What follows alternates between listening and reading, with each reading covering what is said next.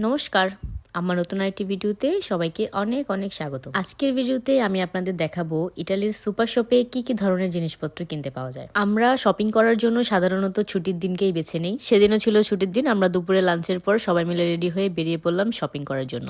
আমরা এখন যে সুপার শপে যাচ্ছি সেখানে যাওয়ার জন্য আমাদের বাসা থেকে দুটো বাস চেঞ্জ করতে হয়। এখন আমরা দ্বিতীয় বাস স্টপে চলে এসেছি। এখান থেকে যেতে আমাদের মাত্র 5 মিনিটের মতো সময় লাগবে, কিন্তু আমাদের বাসা থেকে এই সুপার শপে আসতে আমাদের মোট সময় লাগে আধা ঘন্টা। এই সুপার শপটা অনেক বড় একটা সুপার শপ, আর এখানে সব ধরনের জিনিসপত্রই পাওয়া যায়, তাই আমরা সবসময় এখান থেকে কেনাকাটা করতে অনেক বেশি পছন্দ করি। তো এখন আমরা চলে এসেছি এসেলুঙ্গাদি সান্তা ভিওলার সামনে, আর এখানে এসে দেখলাম একজন বয়স্ক ভদ্রলোক কবুতরকে খাবার দিচ্ছিল, আর কবুতরগুলো তার চারপাশে উঠছিল। তো চলুন এবার ভিতরে যাই, ভিতরে গিয়ে আমাদের প্রয়োজনীয় জিনিসগুলো নিয়ে নিই। এই মার্কেটটায় ঢোকার জন্য রয়েছে দুটো দরজা। দ্বিতীয় দরজাটা দিয়ে ঢোকার পরেই আমরা দেখতে পাবো হাতের ডান দিকে রয়েছে বার আটলান্টিক, আর বাদিকে রয়েছে পুরো মার্কেটটা, যেখানে সমস্ত জিনিসপত্রগুলো সুন্দর করে সাজানো আছে। প্রথমেই আমরা আমাদের প্রয়োজনীয় জিনিসগুলো কিনে রাখার জন্য একটা বাস্কেট নিয়ে নিব, আর এই বাস্কেটটি নেওয়ার জন্য অবশ্যই আপনাকে একটি 50 পয়সা অথবা 1 টাকার কয়েন এখানে ঢুকিয়ে তারপর নিতে। তো এই মার্কেটটার প্রথম সেক্টরে রাখা আছে ফল, ফুল আর শাকসবজি। আমার বাদিকে যে বস্তাগুলো দেখতে পাচ্ছেন সেগুলো হচ্ছে মাটির বস্তা, আর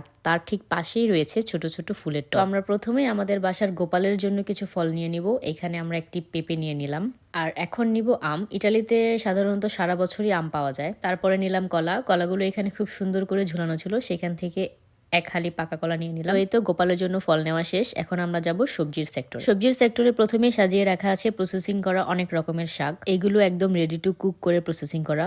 তারপরে এখানে আছে কিছু প্রসেসিং করা সবজি, যেমন পেঁয়াজ, ফুলকপি, ব্রোকলি, বেগুন, ক্যাপসিকাম, জুকিনি সহ আরো অনেক রকমের সবজি এখানে রাখা ছিল, যে সবগুলোর নাম আমি জানি না। সবজির সেক্টর ঘুরে দেখতে দেখতে আমার মনে পড়লো যে বাসার জন্য গাজর নিতে হবে। তারপর আমি চলে গেলাম সোজা গাজরের সেক্টরে। সেখান থেকে নিয়ে নিলাম 1 কেজি গাজর। এখানেও অনেক ধরনের গাজর ছিল। আমি এই প্যাকেটটি নিয়েছিলাম। প্যাকেটে 6টা গাজর ছিল, যার ওজন হয়েছিল 1 কেজি। আর এই সেক্টরটায় ছিল পেঁয়াজ, রসুন, আদা আর আলু। এখানে শুধু একরকম না, কয়েক রকমেরই পেঁয়াজ, রসুন আর আদা ছিল। তারপর আমরা চলে আসলাম টমেটোর সেক্টরে। এখানে বিভিন্ন রকমের টমেটো ছিল, আর আমরা বাসার জন্য এই ছোট ছোট টমেটোগুলো নিয়েছিলাম। আর টমেটোর ঠিক নিচে যে আলুর প্যাকেটগুলো রাখা ছিল সেখান থেকে নিয়েছিলাম 1 প্যাকেট আলু। শুধু একরকম নয়, এখানেও কয়েক রকমের আলু রাখা ছিল। এখান থেকে বেরিয়ে আমরা চলে গেলাম অন্য একটি সেক্টরে, আর এই সেক্টরটায় মূলত অফারের জিনিসপত্রগুলো রাখা ছিল। আর এখানে ছিল সাবান, শ্যাম্পু, বডি স্প্রে। তারপর আমরা এখান থেকে বেরিয়ে চলে গেলাম রেডি টু কুক মাংসের একটি সেক্টরে, যেখানে বিভিন্ন রকমের আইটেম ছিল।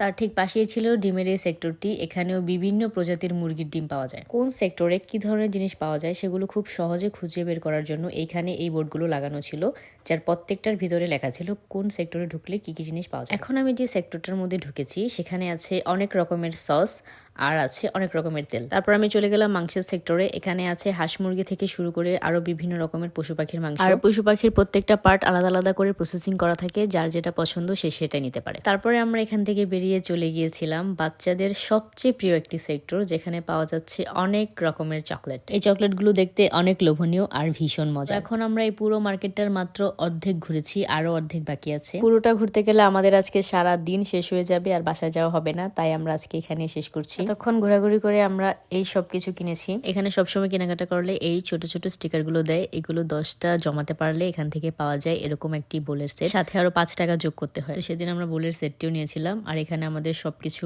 প্যাকিং করা শেষ। এখন আমরা বাসায় যাবো। তো যাওয়ার আগে আমরা এবারে যাব এখন কফি খাওয়ার জন্য, তারপর আমরা বাসায় চলে যাব।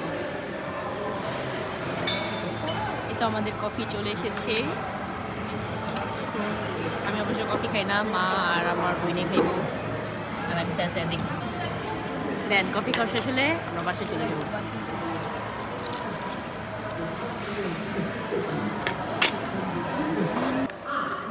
ফাইনালি আমাদের কাজ শেষ। এখন আমরা বাসায় চলে যাব।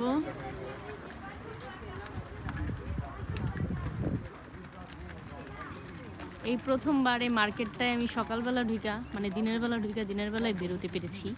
কারণ কি, আমরা যখনই এই মার্কেটটাতে আসি তখনই রাত হয়ে যায়।